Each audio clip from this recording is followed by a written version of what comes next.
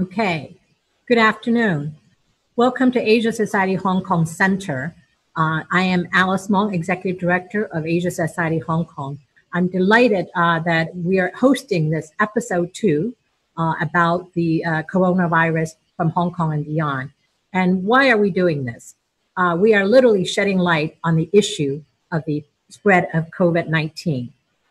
Virus knows no borders, and currently there's been over 75,000 cases and over 2,000 deaths as of my understanding of today.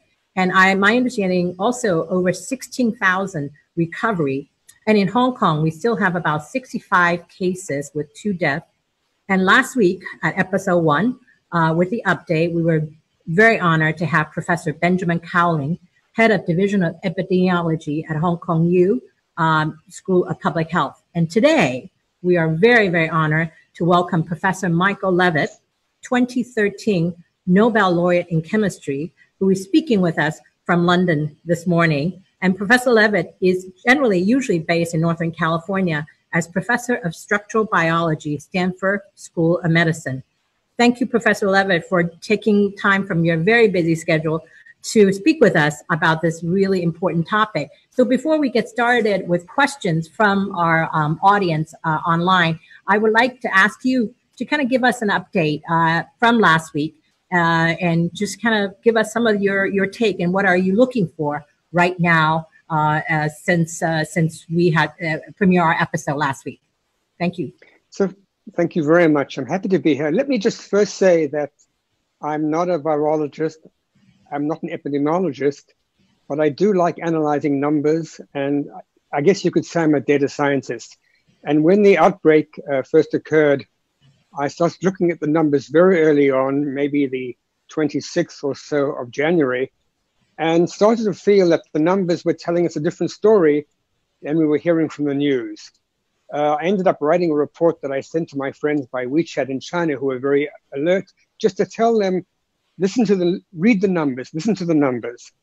And unfortunately, or perhaps fortunately, this report got translated into Chinese and went on to Weixing, and lots of people saw it. So I suddenly felt that I needed to continue doing this. I've analyzed the data every single day since then, and really now know the data very intimately. So very early on, the indications were that although things were increasing, they were increasing more and more slowly. And that's a sign that we're not growing exponentially, because if you grow exponentially, you increase, say, by 10% every day or every year, depending on what you're doing. But we're no longer getting exponential growth, but it's slowing down, which is a very important early sign. And this was even by the 1st of February, we could see this.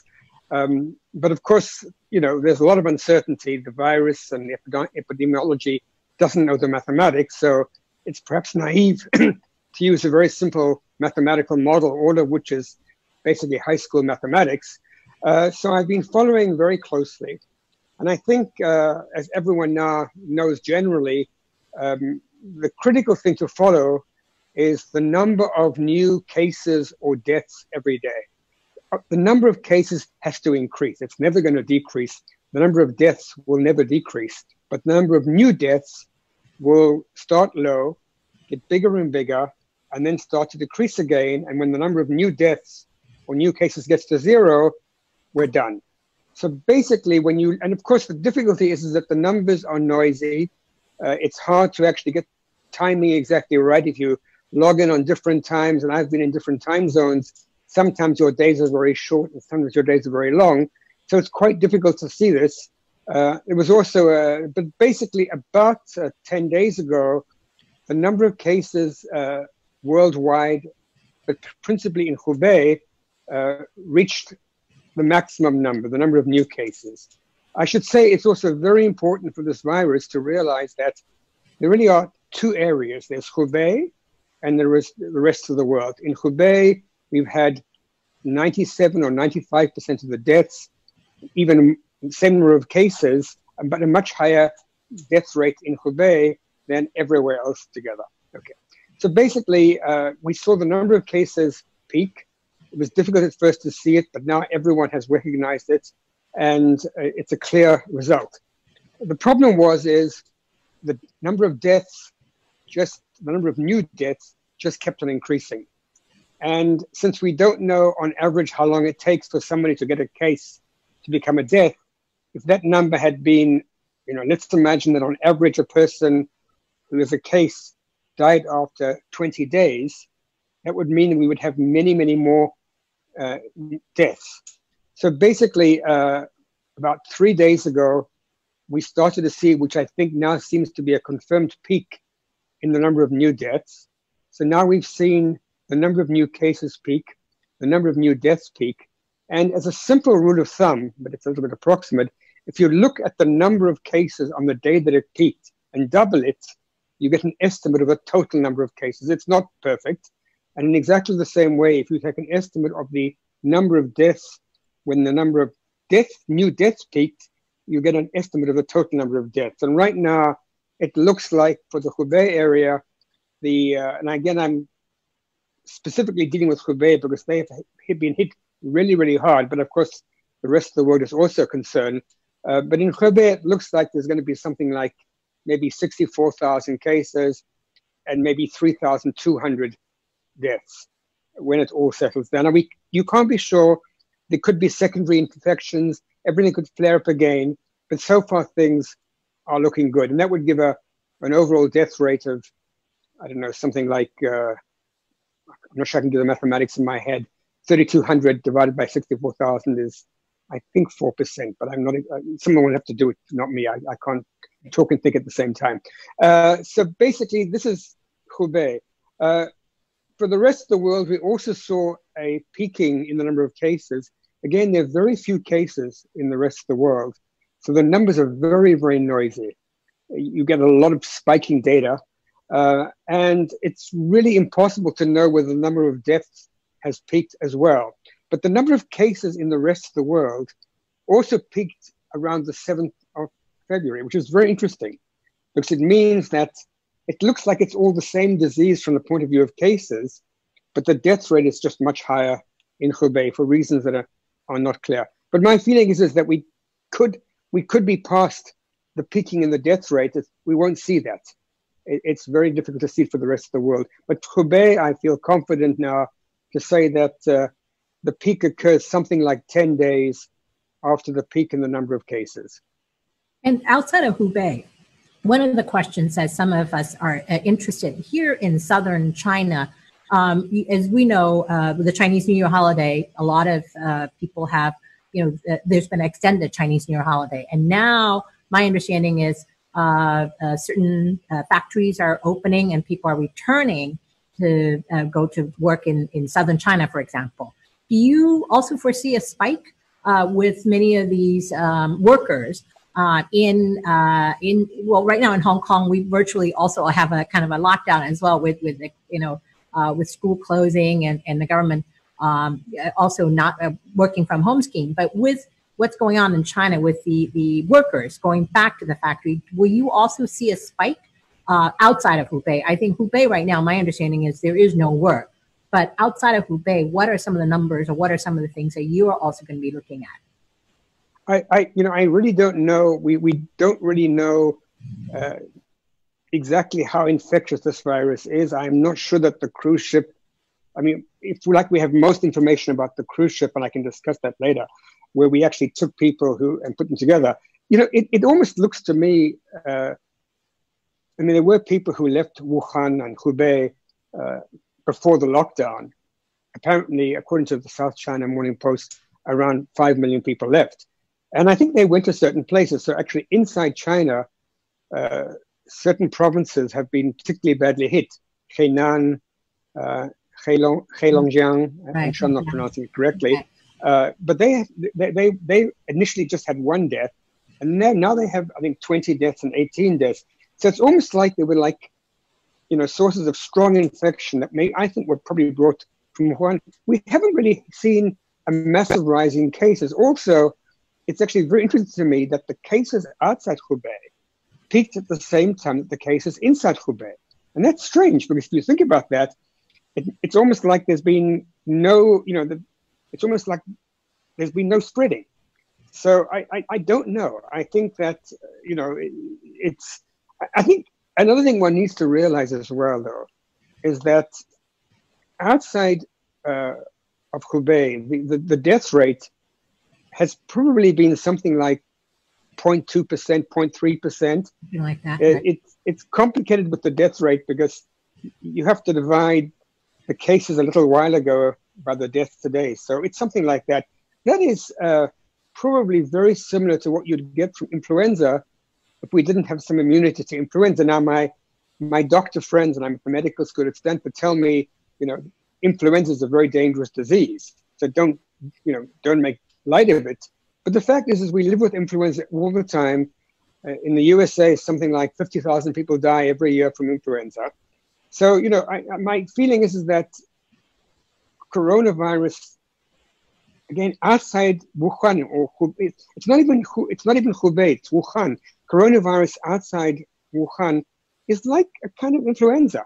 So it may, spread a lot, but I don't believe it's going to be very, very dangerous. I think the distinction between coronavirus and SARS is very interesting because I went back and, again, one of this is just my own personal interest. It's not that I'm an expert, but I went back and checked the numbers for SARS. And the death rate for SARS was 17%.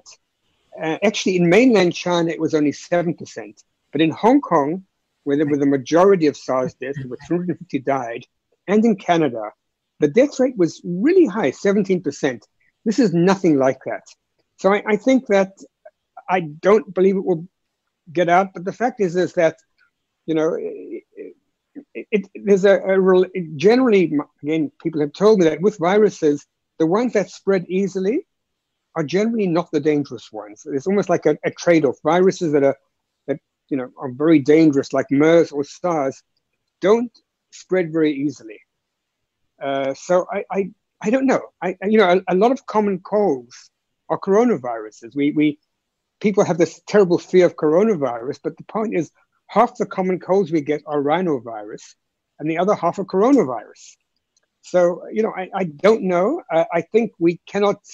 You could also argue, let's imagine that this is like the flu epidemic, which could happen. There was one that started in the USA in 2009 and apparently killed 1 million people. But remember, people die. So 1 million people sounds like a huge number, but it's not 1 million people suddenly dying in one locality. People who, maybe it's a complication, they get pneumonia and so on. But you can't lock down the world. If you close down all the economies, then people will die for other reasons. There's always a trade-off. I don't think you can, shut down the economy. There's a cost to doing that. So I think that so far, I think the evidence suggests to me, and I'm not a policymaker, it's a hard decision to make, but I think having things slowly start again is a good idea. And you also, you had mentioned the Diamond Princess that's really in some ways kind of an anomaly. Can you talk more about that? I know today many of the Hong Kong crews who were on the cruise from Hong Kong have now returned to Hong Kong. So can you, that anomaly, right now, in fact, as I recall, there's been 2 deaths reported this morning from the cruise ship. So if you can kind of, using your numbers, talk about that anomaly a little bit, because that's been fascinating for us to watch as well. So actually, I wasn't really paying so much attention to this because I felt this was not really characteristic of everything else. But in fact, yesterday, my brother sent me an email saying, how come on the Diamond Princess, something like 600 out of 3,000, which is a high percentage of people, 20% of the people were infected. And in Wuhan, a much smaller number, maybe 2 or 3% when we really get to it. And of course, in Wuhan, the initial epidemic wasn't really controlled. It wasn't even known. So I think the reason is that a big change between this outbreak and SARS is that we have a much, much better way to detect the virus. We detect the virus now not by symptoms, but by testing for its DNA.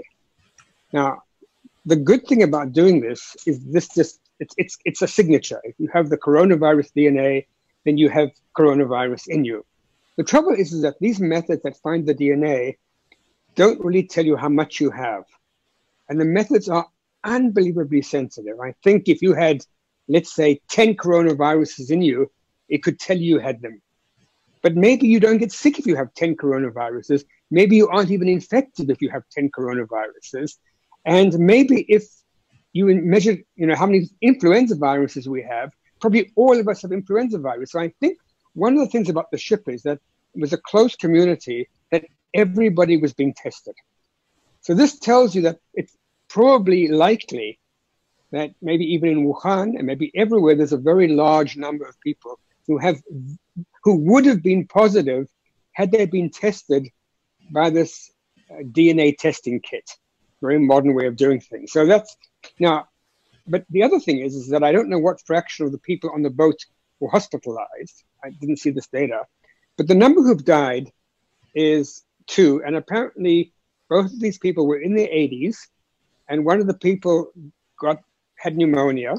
So it becomes very complicated. Again, one of the dangers of influenza for older people is that they get pneumonia, and the pneumonia often becomes bacterial, and often the bacteria don't respond to antibiotics. And, pneumonia is a very bad idea for anybody. So I don't yet know. I think you could argue that, that this doesn't look so terrible. I mean, the news, one of the whole problems with all of this, and one of the reasons why I got involved, is I just felt that people, the news says more deaths today. I mean, they don't report what's really going on. They don't look at the trends. They don't look at the numbers. And they even didn't, until a week or so ago, differentiate between Hubei and the rest of the world. They basically said that the average death rate is 2%, which is pretty scary. But in fact, it was 3% inside Hubei and maybe 0.2% outside Hubei. So you can't mix these two things. So I think that the Diamond Princess may be very interesting. It would be interesting to know. And apparently the conditions on the boat were not good in terms of quarantine. It probably would have been cleverer to have taken the people off the boats and put them in. But it's very easy to double guess these things. And I also think that for Wuhan itself, I almost think that in Wuhan, this is almost like a natural disaster. It's not just the outbreak. The system couldn't cope. Right. And I think a lot of people got infected by just waiting to be checked. I think that, if you're sick, going to a hospital is not really a good idea. I think it's generally trying not to go to the hospital, but people were so panicked. They wanted to know, do I have this? Not realizing that it's like having flu. When you get flu, people don't rush off and want to be checked. I think also the anxiety, both on the boat and in Wuhan, leads to increased susceptibility. So you had mentioned that in an interview that you've done recently about individuals' immune system. And I think that the narrative has been so pessimistic and so negative about COVID-19. And you have make a point, fear makes us physiologically more vulnerable to infections. Can you talk more about that a little bit? About it seems like it's kind of this a self-fulfilling prophecy. And not that, I mean, it is something that we should be concerned about, with obviously with any infection and so on and so forth. But well, I think I don't have specific. I haven't actually read the papers on this, but I think it's generally accepted that state of mind is very important. People basically, if you just give up and don't care, you're not going to be in great shape. And I think if you fight back, so I think a state of mind is important. Stress is known to have a direct effect on the immune system. So in some senses, if you're panicking, you're stressed. But I also feel that, there seems to be, people just seem to love to stress the pessimistic. And I didn't want to stress the optimistic. I just wanted to say, what do the numbers tell us? Very simply, very cold, hard numbers. And in fact, in this case, the numbers were encouraging. I have a friend who's in Yuchang, which is a city in Hubei. Mm-hmm. And, very quickly, they started to check the numbers for themselves and send me their graphs. I have another person that I've been interacting with who's a retired economist in Hong Kong who's been very good at analyzing the data. So I think feeling you can analyze what's going on takes you out of the news that you're hearing in general always emphasizes the bad. I've heard stories, so many stories about there are these hidden spreaders who could spread the disease. But, I could say, well, I believe there's going to be a meteorite is going to hit the Earth in 15 days and it's the end of civilization. Now, we wouldn't know that was not going to happen. You can't prove it's not going to happen. But you can make all these pessimistic statements. And for whatever reason, people seem to like hearing pessimistic news more than good news. This is not good news. This is just reading the data. The data could change. It could be a sudden outbreak. And each day you look at the numbers, I sort of know what to expect. And they seem to follow that trend. But if the numbers stop following that trend, then, we're in trouble. I'm going to let the audience know on Facebook Live, please leave any comment or question on Facebook Live, and we'll try to answer as much of the question as possible. And some of the more technical question, the medical question, we hope to maybe get back to Professor Cowling and others to really answer that question. One of the objectives of these program is really to take exactly what you said, use the facts. I know we're all nervous, and have been in Hong Kong since after Chinese New Year. There's been a lot of worry from our friends and network outside of Hong Kong, fearing for us, and just in some ways using this broadcast to let people know the real, as much as we can share, and talking to experts like yourself, and also in some ways, rather than just sitting at our desk and worry about situation, we really would like to address some of your questions. So feel free to send the questions. If we cannot answer it today, we will try to do our best to ask some of the experts to answer these questions on our website and our Facebook Live. So please send your questions. And in fact, we will go to some of the questions right now. One of the things I think we were talking about before is, can you describe some of the most likely scenario of the outbreak that might happen in the near future based on the data you have collected so far? So kind of give us some scenario. What are some of the best case, worst case scenario with the data that you've seen so far? So the data suggests so far that this will, that initially the number of cases will be very small. It will grow, and then it will become the number of new cases. The number of new cases will be nothing in the beginning, will grow to a peak, and then go down back to zero. When the number of new cases goes to zero, there aren't any more cases. So if that, and the data suggest that's going to happen, and again, we have remember the data can report best on the places where we have many cases. So this data particularly applies to Hubei. They've also suffered most, but it looks like in Hubei that, I don't know exactly when it's going to be, maybe in 10 days, I've probably got the numbers, because it doesn't end sharply, it just gets less and less and less. But it looks to me like, if you look at the curves and you believe the curves, maybe in 6 or 7 days, there will be very few new cases in Hubei. And then 10 days after that, there should be very few new deaths. Now, the difficulty is there may be people who take 45 days to die. And again, the average, it looks like about a 10-day gap, but that doesn't mean that everybody is 10 days. Some of the people could be longer. So there could be some trickling in. So that would be the situation. It looks like, I did actually look at Hubei quite carefully, because Wuhan is just the city that was worst hit. But there are cities quite close to Wuhan that actually, had the same sort of death rate as Hong Kong or other cities and provinces in China. So it doesn't seem that this death thing is spreading. It almost seems to me like the initial virus, maybe from connected to the animals or whatever, was particularly virulent and hasn't really, seems to be getting weaker. So I'm not sure about that. For the rest of China and the rest of the world, I don't know. I think that, the cruise ship makes one scared. But if there aren't any deaths from the coronavirus, there've been 2 deaths, but we could argue that these 2 deaths probably had a high, if you take an average person of age 80, even a healthy one, there's quite a high chance of them dying in the next year. I don't know if it's 5% or 10%, it's a high number. And as I'm sitting here, my mother, who's 105, is sitting next to me. I think she's not listening to me. She could be very worried. But I'm just saying, so I don't really know. We don't have enough data. So I sort of expect this thing.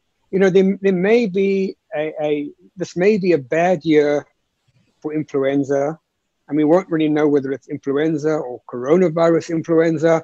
But I don't expect any massive world epidemic that is worse than we had in 2009, which most people don't even remember, or 2010.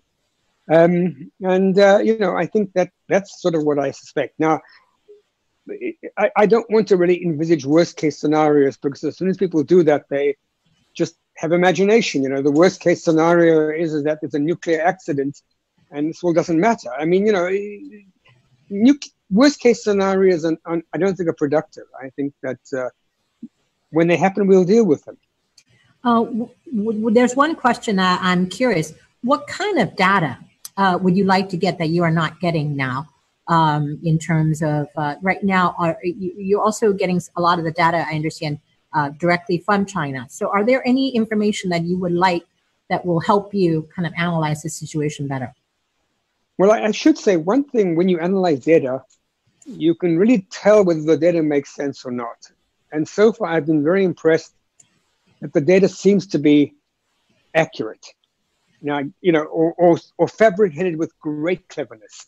But you can, and it was a little bit confusing because in Wuhan, they diagnosed cases as being laboratory diagnosed and then clinically diagnosed, and this caused a big jump.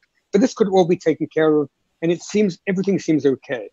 So I'm impressed by the quantity of data. It would be very helpful, and maybe this exists already, if people had tabulated a histogram saying, a person gets sick on day 0, how long does it take? And they die after how many days has this happened? I've predicted such a curve, but the real curve would be very helpful because it would tell people how long you're going to have to hang around. Now, again, it looks to me like the number is, I think the longest I saw was 30 days. Most are occurring between 7 and 10 days. So this is what I've found from the data, but this could be inaccurate. I think that it would be very nice to know what fraction of the people on the Diamond Princess were hospitalized. Maybe this information exists. It becomes, this is not my full-time job. I'm just doing this really out of respect for my friends in China and to avoid world panic, which I think is, I hate innumeracy. So I think that I think the data has been pretty good so far. We have a great question that just came in. In your opinion, what should the media be doing differently in reporting about the coronavirus outbreak? I think the media should be realizing that today's numbers always have to be looked at in context of yesterday's numbers. So, they should report the number of new deaths. Instead of saying the number of new cases have reached the highest level, they should say something like the number of new deaths is less than it was yesterday, indicating that we've now passed the peak in new deaths, which is an important turning point in this infection. That would be a very simple thing, or they should have reported early on by saying that, the death rate in Hubei is very different from the death rate out of Hubei. This is an interesting observation. It was clear at the end of January that this was the case. One can speculate why it should be, but it's also very important because, the people who are really worrying about the future are the people not in Hubei. The people in Hubei are dealing with the situation as best they can. It's not easy. It's a natural disaster. I mean, 2,000, maybe 3,500 people are going to have died, and that's not good.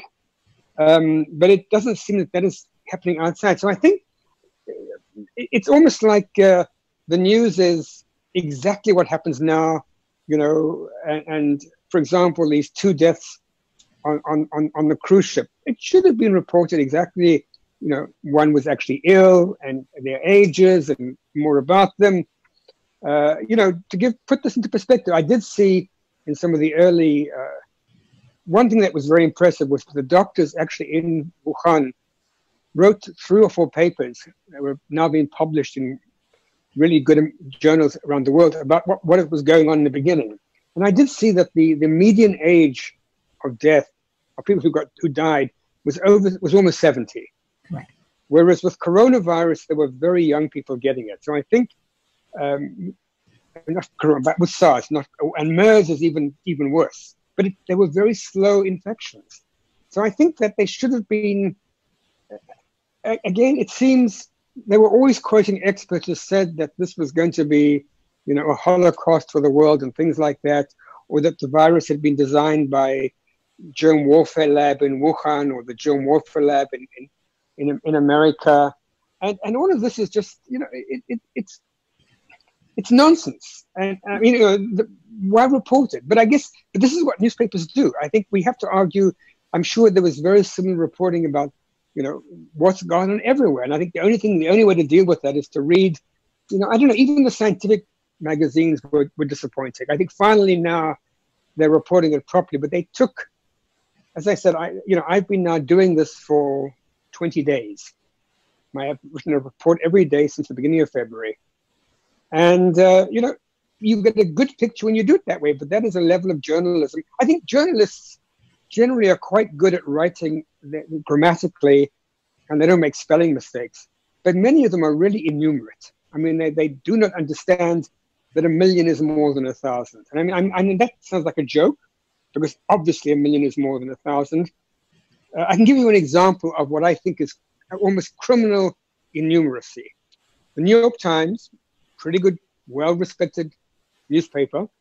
There was a tsunami in Thailand maybe 18 months ago. I forget exactly when it was. And they reported that the wave had been 3 feet high. Now, if you think about going to the sea, you encounter 3-foot waves when you go to play in the sea, and they're not scary. And they meant to write 3 meters, which is 10 feet. And that's a huge difference. But, that's a serious mistake.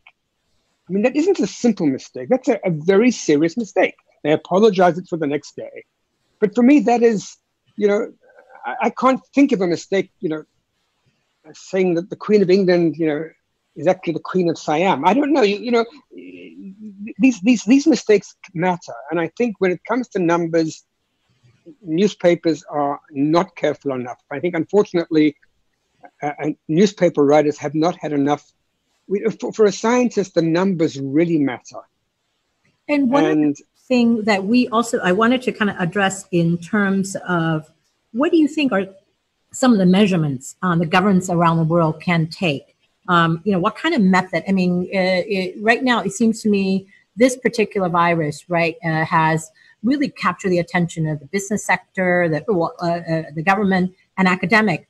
So in terms of the collaboration and so on, right now, the question is very much, when are we going to be able to find the vaccine? So in terms of, that kind of reporting, what are you as an academic in the area of collaborations? And because the end question is, are we going to find a vaccine for this particular virus like we are for flu?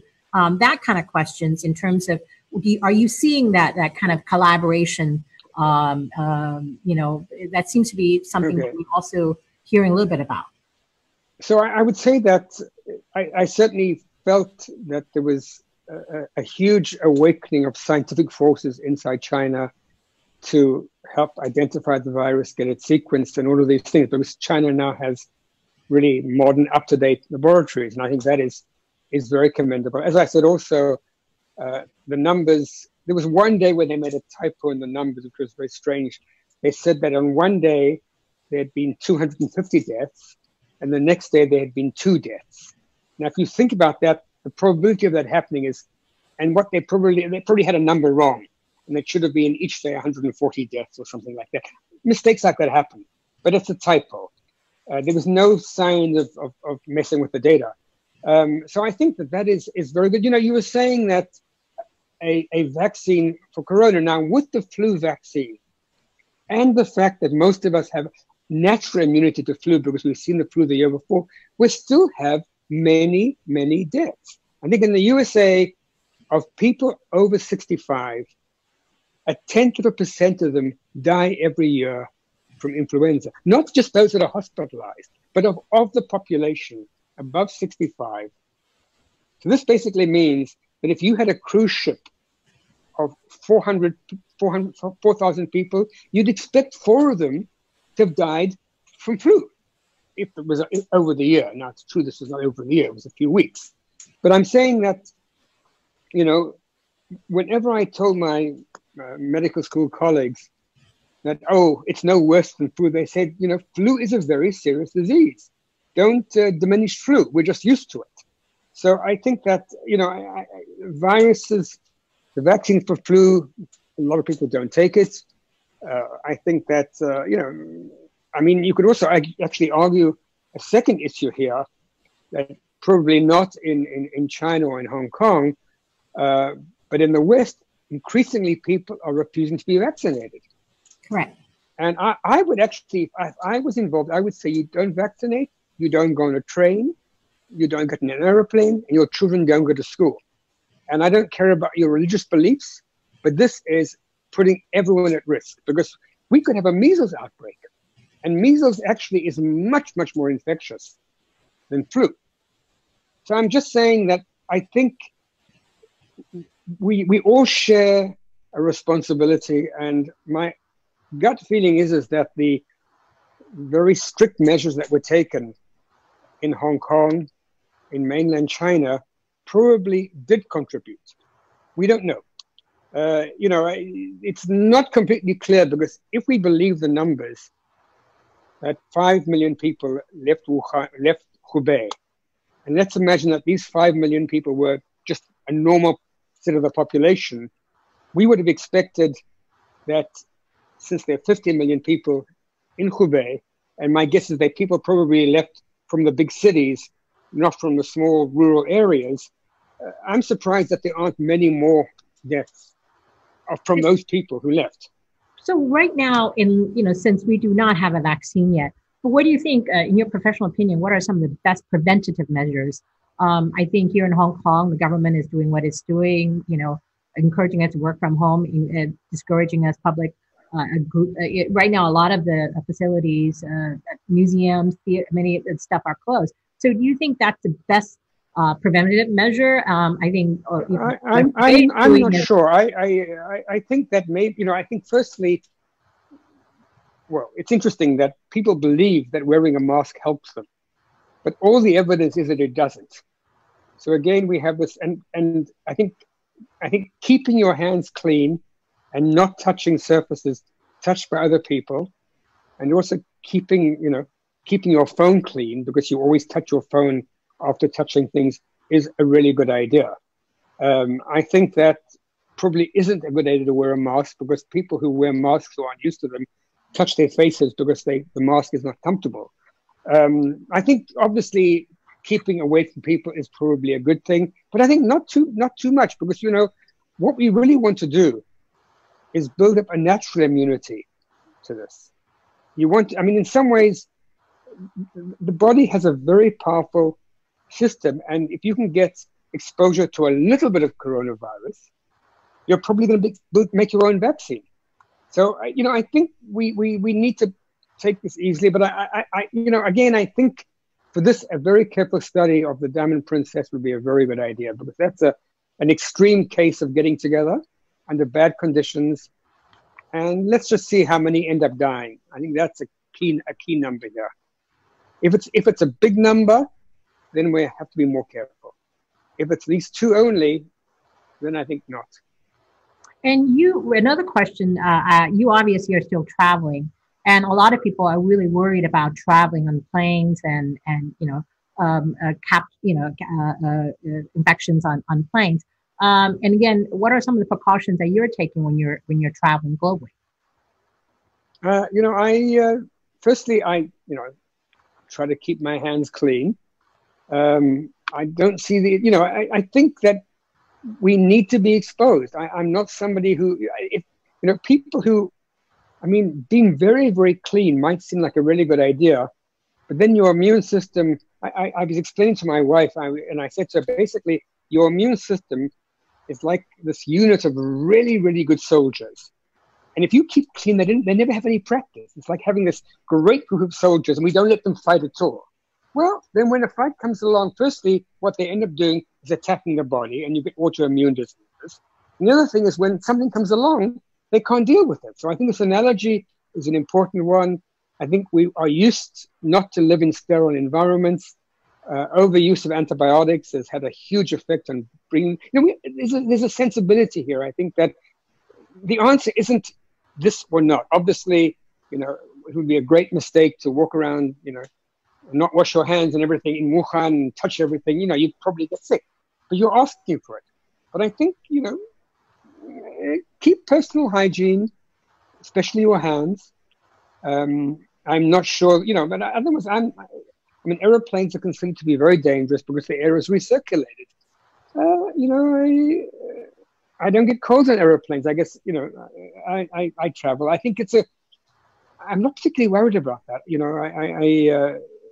I do the following calculation, which is I'm almost 73 years old. And statistically, at the age of 73, I think you have a 2% chance of dying in that year. Well, 2% is very high. I mean, at one point I said I should start riding a motorcycle because it would almost add nothing to my risk. So that's a very high risk. I mean, 2%, coronavirus at 0.1% over a month is less than, I've got that much chance of dying anyway, and I'm healthy. I think one shouldn't try to get the numbers in proportion and try to look at it what it really is. We can't avoid, life is full of risks. We can't avoid them. But on the other hand, if we do nothing, it won't help us either. And right now, in terms of economically, I think human being, we're social animals. Some of us who have been kind of in Hong Kong these past 2 weeks, it's been really very weird, with no social contact. I think everybody has been so afraid, kids in indoors and so on and so forth. And psychologically, I think, but at least we do have outdoors, right now, a lot of friends are going out hiking. The outdoors have been, maybe psychologically good for all of us. But do you think with the, with the weather, temperature coming in the next couple of weeks, when the weathers are getting warmer, the temperature, will that affect also kind of the seeing the end of this particular virus? Or do you think that's not going to have that any effect at all? So I'm going to first just say something about the last part of your question, then go to the first part. Viruses, at least cold, respiratory viruses, I'm told, don't like heat. And this is why you don't get influenzas in the summertime. So I think that also may be the reason why SARS stopped like that. I think this is the other thing people have also told me, that coronaviruses are animal viruses, and they don't like being in people. And if they stay around in people, they become very, very mild. So, influenza is not a coronavirus, it's an influenza virus, but the common cold, which is a very mild disease, 3 or 4 different kinds of common colds are coronavirus. The other thing I wanted to say, and this is an opportunity to say something very nice about Hong Kong. I've actually hiked in Hong Kong, and I love the fact that in such a small area, so much has been left essentially pristine and wild. And I think that Hong Kong, in its design, has set a very nice model for how the world could be. Very high density, obviously carefully constructed, and then open areas. I contrast Hong Kong with Singapore. I know them both quite well, and they're about the same size. But Singapore has very few tall buildings, but also very little completely open land. So I think this is a pleasure that Hong Kong has. Also, Hong Kong has been very clever in using the waterways between the islands almost like freeways. So the ferries use the waterways to travel. I think that's a very important thing about Hong Kong. I think, the other thing about people being at home, social media have helped a lot. And, in China, I use WeChat, and a lot of my friends, I sent them the reports by WeChat, but they've all been coming back to me with their observations, telling me stories. So I think people don't feel as alone today as they would have felt, say, in the time of SARS. I mean, the social media do help. And again, if you spend your time at home reading the craziest stories you can find, then it's not good. But, social media is also a way of being sociable with other people. But I think it's kind of two sides to the point. I mean, the double-edged sword. There is the positive of social media, like what we can do today in terms of delivering our programming. But the flip side of social media, also, I've been getting really crazy WeChat, WhatsApp conspiracy series. And you alluded to that earlier about the manufacturing of this virus on labs. So can you kind of help dispel some of that? My understanding in reading is that some of the scientists have come out and said the manufacturing of it, because for this particular virus, is not likely because of the the DNA and so on. So can you, as a scientist, kind of help dispel some of that? I think conspiracy theories, by their very nature, are illogical. I mean, and they usually jump. There's some missing steps. In fact, in my lab at Stanford, we looked at some of these papers and they just were not convincing. I mean, I think that one problem I think of school education is that people don't learn statistics. And statistics really helps you understand that certain things, are just not significant. The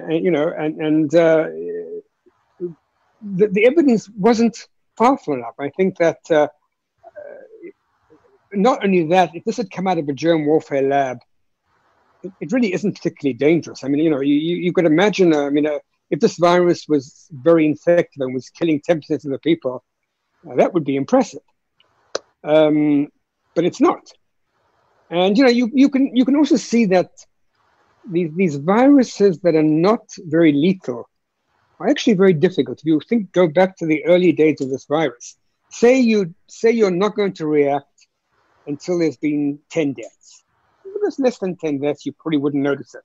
So if your death rate is 1 in 1,000, by the time you get 10 deaths, you have 1,000 cases. No, 10,000 cases, by which time it's out of control. So these viruses that are like flu or coronaviruses, I believe, are actually quite hard to stop early on. You have to be very, very vigilant and very careful. I wanted, today there was a really interesting article in SCMP about the research breakthrough. U.S. scientists announced the creation of atomic map of virus. And in fact, they're crediting the 2017 Nobel laureates in chemistry about cryogenic electron microscopy, using beams of electron to expand the atomic structure of biomolecules, and that are frozen to help preserve them. Okay, I'm not a scientist, but I found the article interesting in that it is giving some hope, and your colleague in this area. So can you kind of touch upon that a little bit? Is that the future of this field? And I wish now I've studied science instead of liberal arts, but in terms of solving some of the mystery, there are new breakthroughs coming. Yeah. And you yourself have studied specifically in this. I haven't seen this particular paper. I'm very familiar with the technique. In fact, scientists in Shanghai use the same technique not to solve the whole virus, but to solve, there's a certain protein called the protease, which is very, very important for HIV. Correct. It's the main target of the drugs. They solved this protein by the same methods 3 weeks ago. Now, I imagine that they've now solved the whole virus. I think that this stuff is helpful.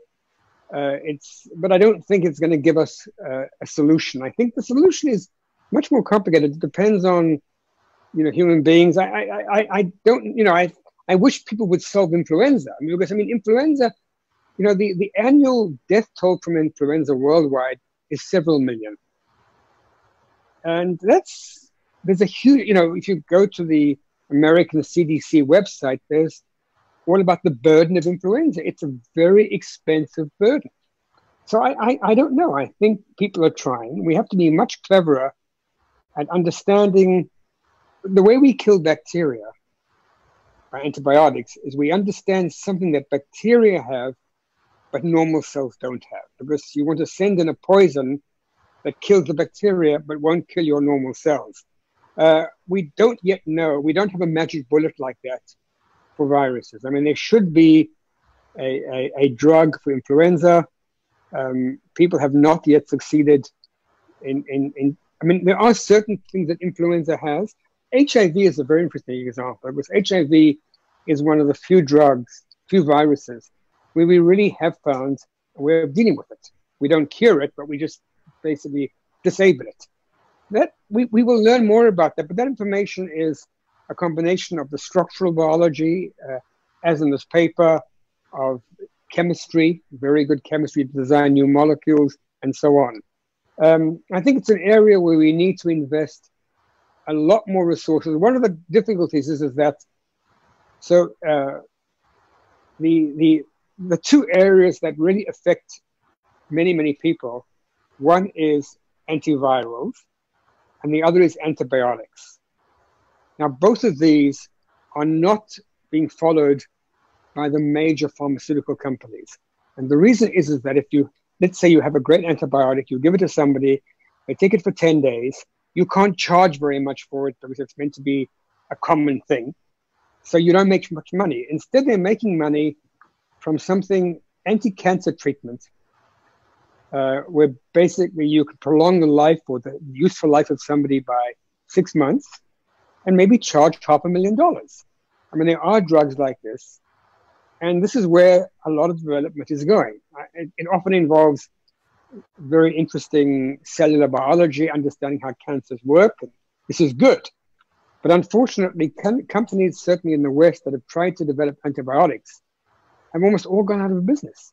So the government needs to really say that antibiotics and antivirals are like clean water. It's part of, the right of people to have. It can't be driven solely by profit margins. Developing drugs is expensive. But do you think this is an area where China and India, for example, that, with their large population, you said some of the Western companies, you were right, the profit is not there. But looking at this particular crisis, this spread originating from Wuhan, do you think that's where some of the whether it's the companies, the corporates, or the government are going to invest in solving? I would hope so. I really think it's something which could happen in, more centralized government. I don't see the USA taking an initiative in this.